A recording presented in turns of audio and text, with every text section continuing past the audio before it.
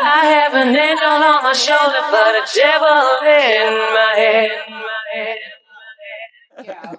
The thing that got me thinking after reading this case was it started because there's one of my favorite groups on FET is there's like a law and BDSM group forum on FET, and there's a lot of people. It's not really active. When people do post things, it's international. And when I was pro doming, I used to like going on there because I'm like, if I'm traveling someplace, I want to know what like the laws are like this place that get me arrested. Because most countries, of course, as we know, like it's still, especially for doms, is still considered sex work, right? But when we talk about like the law in the US and when it comes to kink lifestyle, I use that as a basis for everything I do. Like, and I'm sure guys have it worse because people always ask me, like, why don't you play with people? I'm like, because all this shit is illegal and their consent does not hold up in court. Like, I used to like have people sign contracts knowing damn well those contracts won't hold up. But it was just the whole like presenting it like, yeah you're signing fuck this. their mind. Yeah, at least like try you're to convince signing them that it's real. exactly. Right? Like you're signing your name. I have a copy of your license. I can say that you consented to all this stuff. You're signing this contract saying you're agreeing to the things that we're going to do in the scene in a professional manner. And some people still use contracts not like that, but in like just non-professional kink places.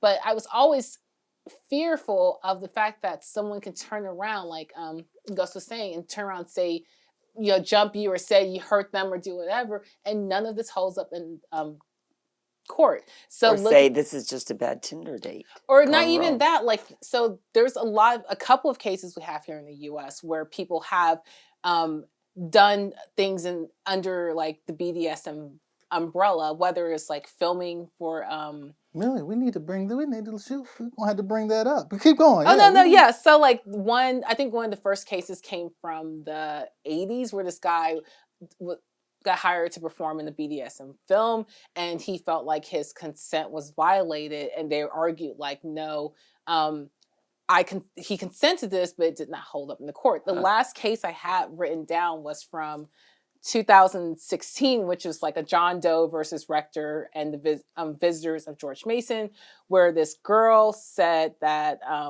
this guy said this girl consented, like a student said she consented to BDSM stuff. She said he said she never used her safe word. Like he laid everything out in the case. Like, we had safe words, we had protocols, we talked about this, we negotiated, and she felt like she was assaulted.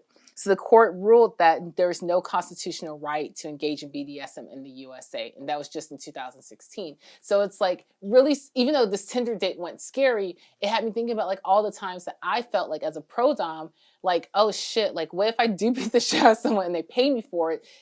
First of all, I'm going to be looked at as a sex worker, and B, there is no constitutional right to BDSM, regardless if I can say like this person consented. Here's the piece of paper where they signed. The court will still see it as assault. Right. So, what qualifies as BDSM? Anything that looks like assault.